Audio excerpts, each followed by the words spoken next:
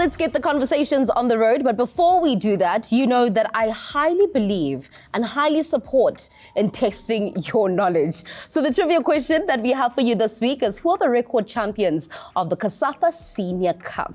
Send through your answers, fastest fingers first. At the end of the show, Jessica Vukamusonkomo will reveal the answer to us. And that's where we get to see as to where your knowledge is sitting as far as African football is concerned. Now, one thing that I love is going onto the socials and finding out as to what are you saying about us right here at Fut-Afrique. And one of the things that stands out is you always asking for the plug about what it is that we're wearing. Well, if you like the jacket, yes, there we go, the jacket that Adelan is wearing, the sweater that I'm wearing, and Jessica's also wearing something really nice. If you want to get your hands on any of the clothes that we're wearing, you want to make sure that you go to a Ben Sherman store near you and cop yourself the drip, because drip is forever. You look really good, actually. Oh, thank you. You look really, really good. Thank you. I mean, we're getting into the conversations, and I'm glad that you look good, because things that are not looking good is your National Football Federation, that being the Nigerian Football Federation, who have amicably, and I use the air quotes, parted ways with their head coach, that being Finidi George. E2A. At least you look good. Yes. Like, you don't look like your problems. like my Niger brothers and sisters will say, big wahala day. There's a lot of problems. Big wahala day. Big wahala day. Big wahala day out there in Nigeria. History was always against this appointment.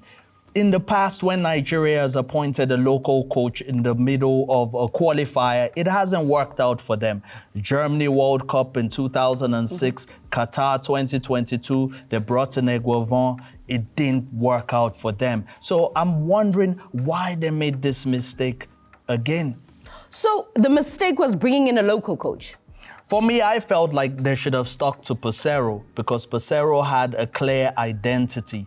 He was trying to get them to be defensively disciplined, and I could see that. But Finidi George came through and he said that he doesn't believe in formations. Can you believe that kind of nonsense? What nonsense is that? But listen, maybe for him it made sense. Maybe for him it was in a sense of, I want to have 6 defenders at the back, a defensive midfielder in the middle. It cost him his job, because we saw when they played against Benin, Benin stuck to their 4-4-1-1 formation, and they beat Nigeria because they had a clear game plan. When Nigeria scored the first goal, they didn't have a clear game plan after that. So you've already spoken about one thing that he did not do right, but I believe that every coin has 2 sides. There's also a good side. What light did he bring into the Nigerian Super Eagles team? Okay, well, 1 win, he beats Ghana. Oh, and that means a lot. That's a jollof clash. Yes, but after 34 days, 1 win, 1 loss, 2 draws, I don't think he made much of an impact as a coach. He's won the Nigerian local league, but that has nothing to do with African football in the bigger scheme of things. African football is a whole different pressure, and I think he buckled under that pressure. Let's talk about what then the NFF then did. They go out, they get a foreign technical advisor to be part of the team. Yes. Do you believe a 3-hour meeting with him? Do you believe he also found out like us?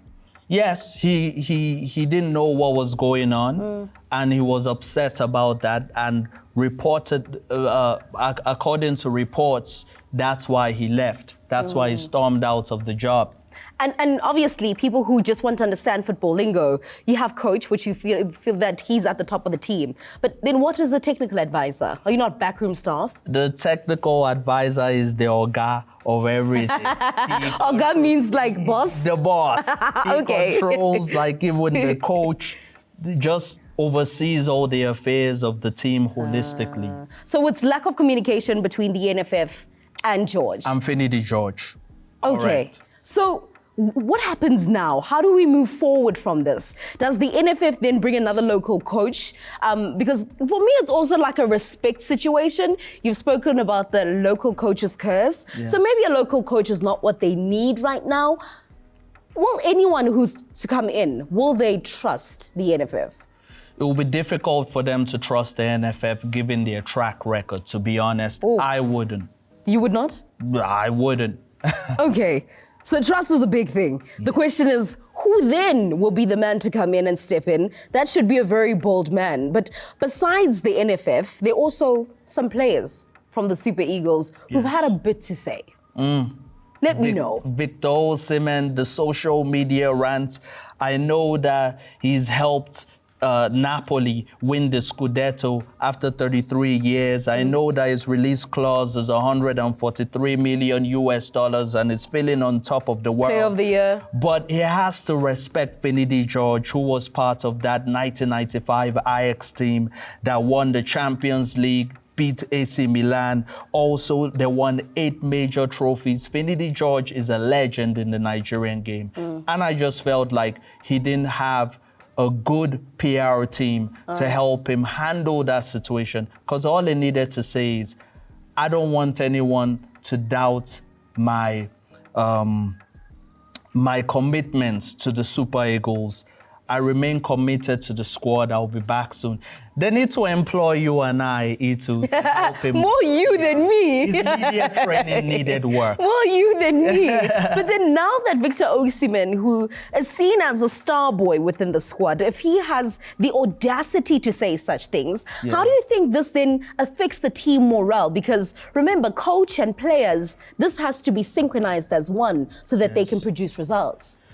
Yes, once a coach that they all respect comes in, because I've noticed with this particular team, when they have a foreign coach, Pesero, they were complaining he's not letting them play the free-flowing football they wanted to play, but they respected him.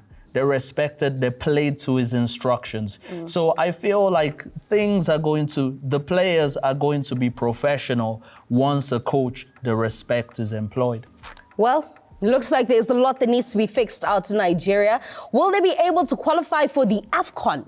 Will they be able to qualify for the World Cup? 2 tasks that lie ahead, and it seems that a new man has to be in charge of the squad to take them to the promised land. Make sure you go nowhere. When we come back, we continue with the conversations as I off air continue with Adelani and learn how to speak Pidgin. Noah Halade.